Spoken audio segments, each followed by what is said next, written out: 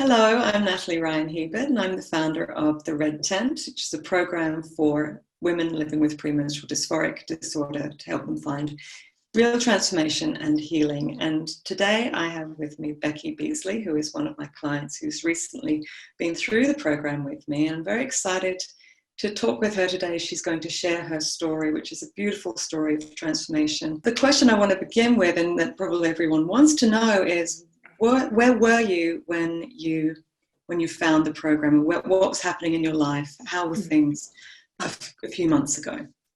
Sure. Well, I was suicidal each month. Suicidal ideation was sort of primary experience. I was broken, really, paranoid, very frightened. I'm 44. I have a 5-year-old son, loving partner, at the top of my game in my career.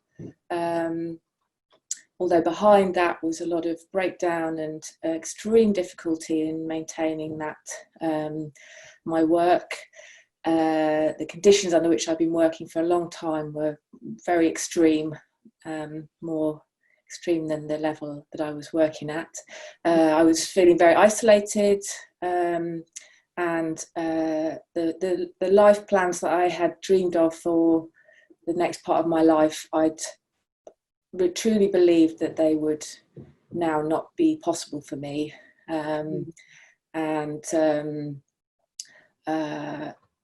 was in a terrible state. My partner for the previous 6 months had been out of work to either find me somewhere or deal with childcare between 1 and 5 days a week for the previous 6 months. So it couldn't have been any worse, really, and it got worse and worse as I'd got older, and since I turned 40, and also I had my son at 38, just before I turned 39, and that exacerbated everything enormously, emotionally, spiritually, and practically. So you would be riding a kind of a wave. How was it for you? Because everyone's a little bit different. How was it for you? Yeah, actually, my experience was that I'd been diagnosed with depression at 15, and which I came to sort of understand actually was the depression actually was caused by the misdiagnosis at that age. And so because I didn't know until about 6 months ago that it was PMDD, it was depression I was diagnosed with, the days of the month that were actually my PMDD days, which were 20, 21 and 22, the extreme days, the effects of the problems that those days were causing were affecting all of my life, all of my energy. I have no adult recollection of waking up with any energy other than feeling I was trying to drag myself out of a kind of 6 foot under sort of bedding. So all of my energies I had to sort of produce out of exhaustion, depression, and then recurring bouts of real paranoia that I was under attack from people, that people were trying to kill and destroy me, which to me was true because I wasn't being supported with actually what was happening to me. So, but it's very, very,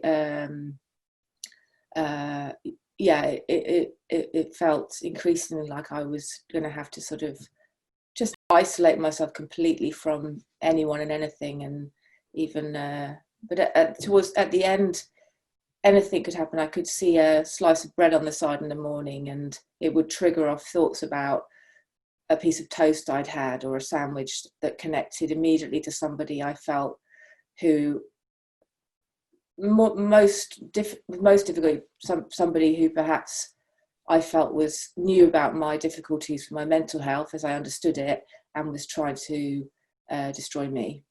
That must have been so difficult, just living with that under those conditions all the time. Yeah, and I think because the sort of suicidal ideation is so well rehearsed, and over the years it becomes more and more intense, that my the calmness and sense of understanding why everyone in my life would be better without me, and that I was just a burden, and that this thing which had gone on for 30 years wasn't going to go away and was getting worse.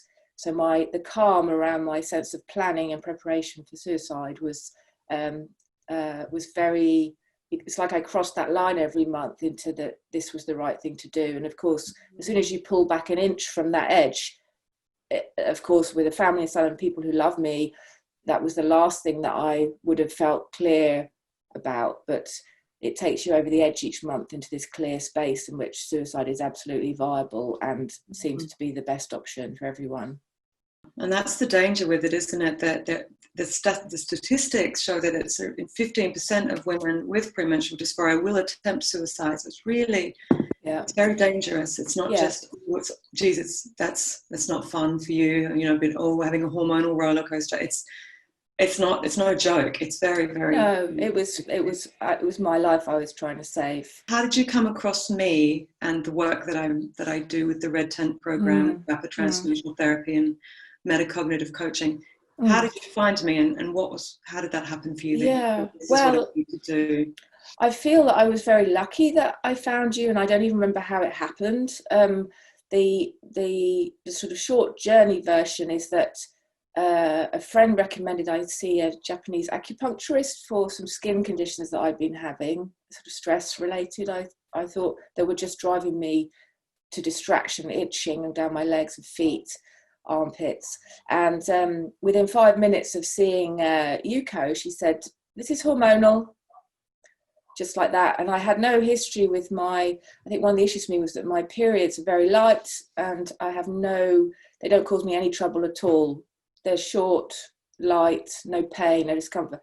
And I think probably that was one of the things that really kept the NHS from making any connection between my hormonal life and my mental health life. And so I just followed that clue over the next 3 days. And by the Sunday night, I'd discovered this thing which I'd never heard of, which was called premenstrual dysphoric disorder, PMDD. And I did the questionnaire, and I had been doing some tracking just to do with for the suicidal thinking, and I self-diagnosed with PMDD really quickly. It was very clear. And so then I spent a couple of months making plans and following the NHS and the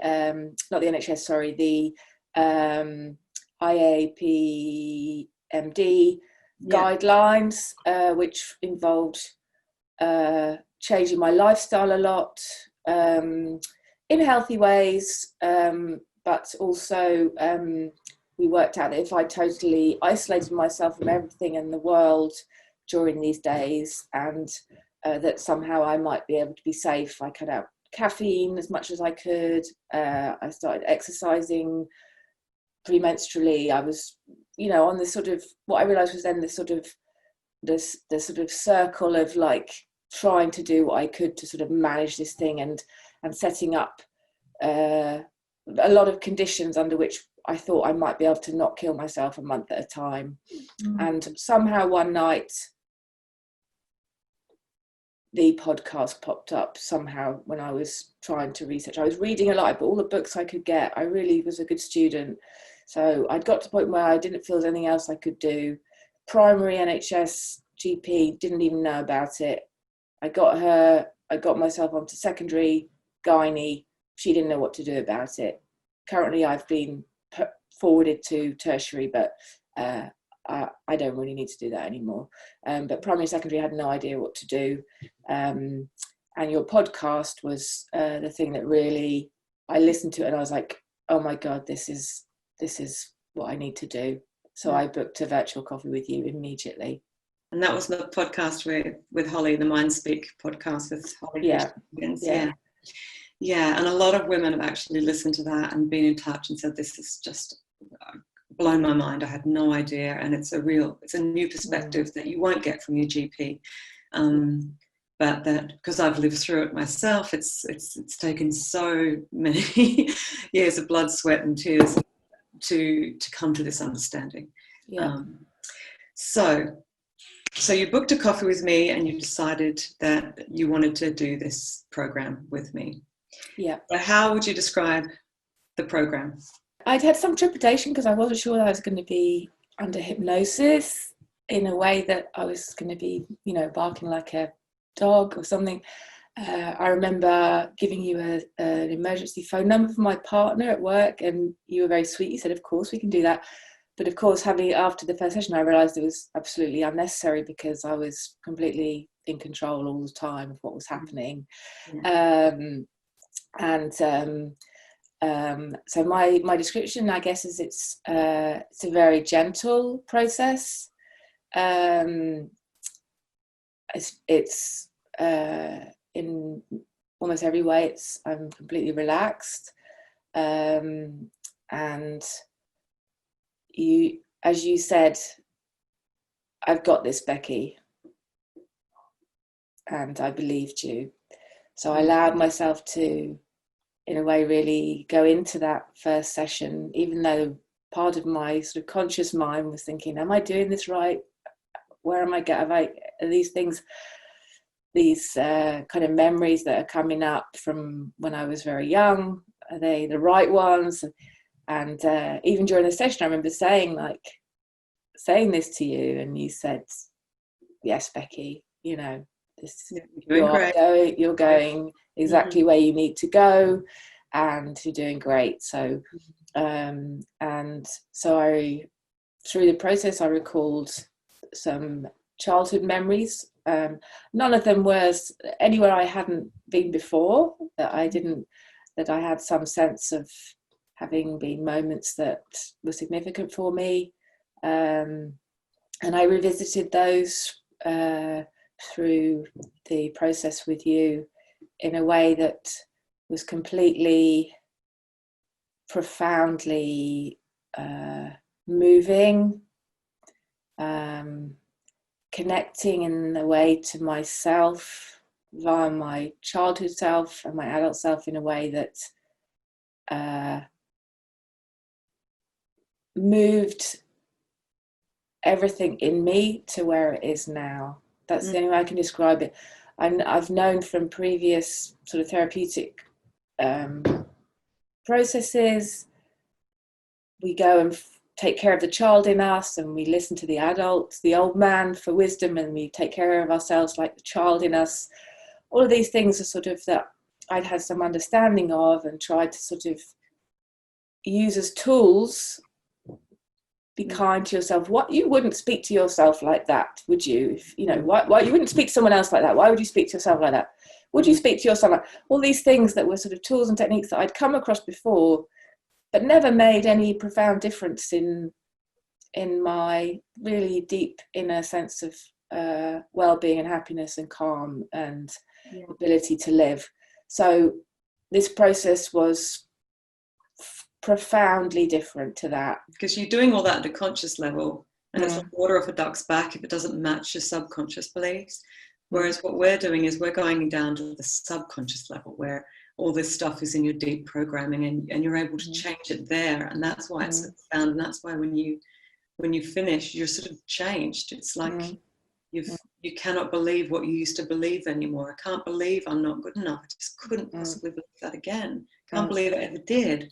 You know, it's that sort of, it's a complete wake-up call experience that you can never go back to how you were before. And that is a really good thing. And it was immediate. For me, it was immediate. For you, it was absolutely immediate. And really, and it's not, you're not really reprogramming yourself. You're kind of deprogramming. You're getting rid of all the crap you picked up along the way in error as a child. The beliefs you laid down because you didn't know any better. You're only 2 or 4 or 7. And we make mistakes as children. We interpret things incorrectly. We're very egocentric. We make it all about ourselves, which is very sweet, but it can also be very painful to a very suggestible child to make something mean it's about them. Mummy's angry or mummy's sad and depressed. That must be because of me. Which is not true. And you get to reframe that in RTT with your adult mind, which is everything that you need. So in the few minutes that we have left, tell me, how what have you noticed? What noticed is such a small word when I speak about the change that's in you. What's happened to you since you've had RTT, and how's your life changed? What are you like now? So since that first session, and obviously the rest of the course, the weekly lessons have been absolutely fantastic, very practical exercises for daily life, which are really terrific and very, very useful. And I've been using a lot. But from that first session, I wake up in the morning. I feel rested, energetic, optimistic about my day, positive. I'm very calm. The most primary thing though is that I've had no negative thoughts. And for somebody whose world was just a washing machine of one negative trigger leading to another into just absolute hell, I just don't have negative thoughts anymore. No, that's just free. I'm just free, and that's just changed everything. So I then, because the first session had been so profound for me, my second session I dealt with trauma I'd had in relation to work, as you know, because the conditions under which I'd worked all my adult life was so extreme. And of course, I understood that now I'd be able to work under much more liberated, very free, much less difficult conditions. Those conditions, they were sort of the ones that you had on yourself because of the... Well, the condition of trying to work at all, and then at a high level, professionally, with PMDD. PMDD was and worse than PMDD, undiagnosed PMDD. Yeah, good. It does get worse, you know, because it eats everything. So, I'm no longer afraid that I'll lose my son, my partner. I was very close to giving up my work, which I love, and also my future plans, which were special ones to me that I'd had for a long, long time. As far as I could see, that those were now absolutely off the table, and they're all back on the table big time. Your potential's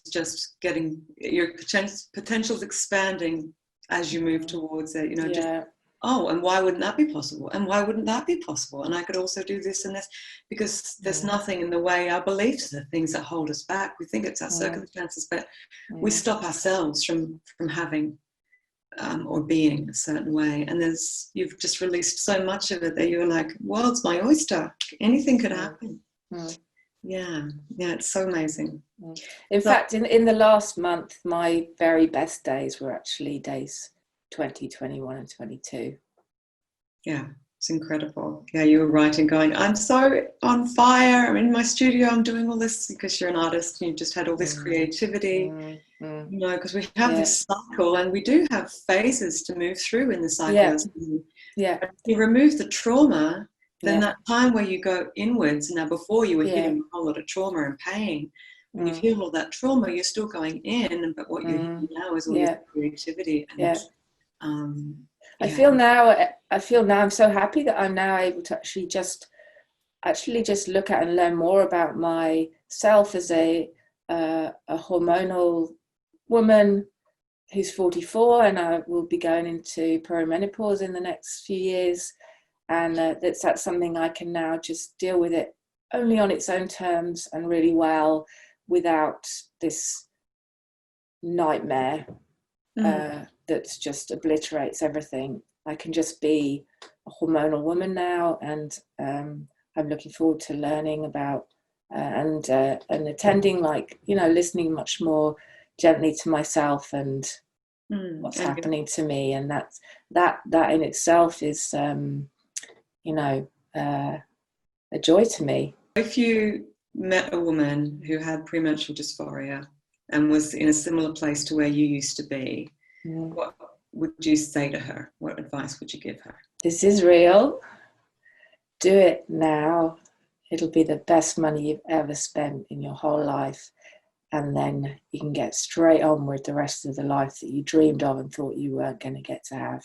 it's just such a joy to me to see the transformation. And this is why the logo is a butterfly in this butterfly in front of a moon, because the moon is representative of the female cycle, but also flap your beautiful wings, because it's also representative of the subconscious mind, the moon, and then this butterfly, because you do come out at the end and you've been in this dark, yucky chrysalis with all gooey and messy for a long time, but then you're transforming. And I was going to kill myself. Each month I was readier and readier. Yeah. And how far from your mind does that thought feel now? Like a million moons. It's like it's not even there. It's not even. But I guess the last thing was that when you asked about where I was, it's actually in the weeks before I first spoke to you, I had the sort of revelation that I was completely delusional, that I was loved all around me, and I had the absolute opposite sensation, and also that no one in the universe, no one could help me. No one. And I remember our first conversation and you said, yes, Becky, you're ready. No one could help me. It was too much for any friend. I was always disappointed that friends couldn't help me because it was too much for anyone. It's too much for anyone. You have to be able to do it yourself, but obviously your course is the thing that enables that to happen. So that was why I remember vividly last night that those realizations, I had no idea I was completely delusional. Had no idea. And I realized that. So that's an amazing wake-up call to have, because we get our delusions are very convincing. That's the first step in seeing I am loved, I just can't feel it, so it must be me. And then you made that choice, and no one's coming to save you. But so that gave me a glimmer of hope that if I was completely delusional, that actually there was an opportunity in that. And you took it and you got through the other side. So So thank you so much, Becky, for so bravely and openly sharing your story. My pleasure. I so admire your courage and your openness in sharing, because you're going to help so many other women who are struggling and afraid and alone and feeling like there's no way out for them. And you're proof that there is, and I'm proof that there is. So keep telling this story until, and just keep healing one heart at a time. That's my mission. So thank you so much for being part of it. And my pleasure. Thank you. Thanks a lot, Becky.